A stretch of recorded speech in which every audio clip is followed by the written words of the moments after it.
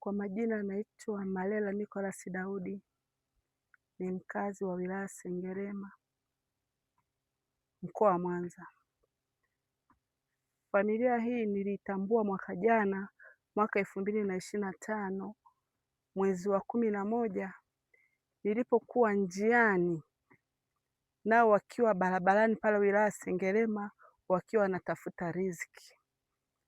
Nilikutana na hii familia wakiwa wanne, akiwepo Ana, Witi, Lea na Fredrick. Hawa wote wana changamoto ya kutokuona. Kwa kweli nilikuwa kwenye bajaji, niliwiwa kushuka ili nionane nao. Sikuweza kuwaona familia hii kwenye hii hali. Sikujua kabisa kama wapo duniani watu wa familia hii.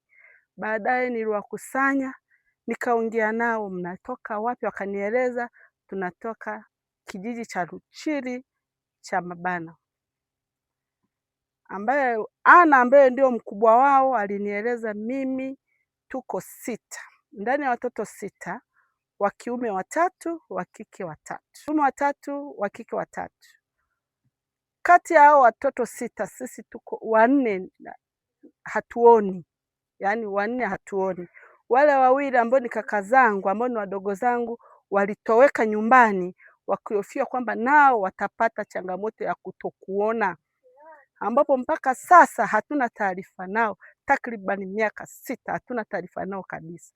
Kwa hiyo mimi hapa ninaishi na mama yangu ambaye ni mzazi, naye ana changamoto ya kutokuona. Hivyo basi kwa kweli nilisikitika, nikasema hapana, hii hali sio ya kawaida. Nilipanga siku ya kuja kijijini, kuja kweli nijiridhishe ni kweli ya maneno ninayoyasikia kwa mtu Ana ambayo ni ya kweli. Ni kweli nilipanga, nikaja na rafiki yangu ambaye anaitwa Anastasia. Tulifika hapa mwezi wa 1 mwaka jana. Ni kweli tulijiridhisha familia watu hawaoni. Niliongea na bibi yake Ana, niliongea na mama yake Ana, kweli wakasema sisi hatuoni. Watoto wangu 2 ambao wanaoona wamekimbia, na wenyewe wakihofia na wenyewe hawataona. Kwa hiyo anayenisaidia sana, anayenisaidia ni mjukuu wangu Lea ambaye amezaliwa na binti yangu Ana, ndio anayetuongoza kwenda kutafuta riziki. Ambaye Lea ana takriban miaka 7, ndio anayetuongoza kwenda kutafuta riziki, na Lea hasomi kwa sababu akiondoka kwenda kusoma sisi hatutaweza kupata riziki. Ndio anayetuongoza kupata. Kwa kweli hii hali ilinifadhaisha sana. Nikaona nisiendelee kunyamaza, ili niweze kutafuta ufumbuzi wa hili tatizo. Hii familia ina shida. Hii familia inahitaji msaada wa hali ya juu, hususan hao watoto wadogo ambaye ni Fredrick, Lea na Witi ambao wanatakiwa wawe shuleni, lakini kwa kulingana na ile changamoto walionayo ya ukosefu wa kipato na hali walionayo, ndio maana hawasomi. Ndani ya watoto 6, mmoja wapo naye ni mlemavu wa akili ambayo ni Neema. Huyu hapa ni mlemavu wa akili kabisa, anaweza kadondoka mara 5 kwa siku. Mara 5 kwa siku anadondoka, anapoteza fahamu. Ambaye ni mtu ana changamoto ya akili.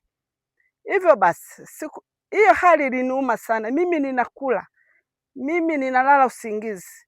Jamii kama hii ya Kitanzania ambayo ni familia ya kina Lea haili. Nilipaza sauti kwa dada Gradi kumtafuta ili niweze kumwambia changamoto ya watu hawa. Nilimweleza naye akasema niko pamoja na wewe. Jana dada Gradi alifika akanipigia simu, tukakutana Sengerema mjini, tukafika hapa kijijini kwa Lea ambao tuliwakuta watu hawa. Hawa watu hawa wanahitaji msaada wa hali ya juu. Watu hawa wanahitaji msaada wa hali ya juu. Kwanza malazi hawana pa kulala. Nyumba kama unavyoiona, nyumba inavuja ambayo ni nyasi. Vile vile upande wa chakula, bila Lea kuwapeleka mjini familia hii haili.